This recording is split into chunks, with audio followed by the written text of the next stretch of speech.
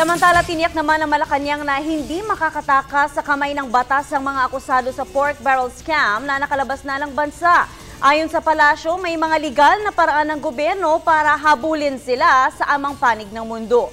Kabilang dito ang pagkansila ng kanilang pasaporte at extradition treaty depende sa bansang pinagtataguan ng ilang akusado. Tiwala ang Malacanang na matatamo ang katarungan at mapapanagot sa batas ang mga taong sangkot sa PDAP scam.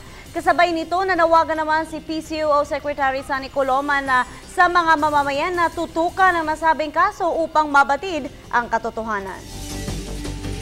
Panawagan lang po sa mga mamamayan ay tuloy yung kanilang pagtutok dito at sana po ay umiral ang katotohanan at ang katarungan para sa kapakanan na rin ng ating mga kababayan dahil nga ang pinag-uusapan dito ay yung maling paggamit ng pondo ng bayan at karapatan po ng mamamayan na magawaran ng katarungan ang bagay na ito.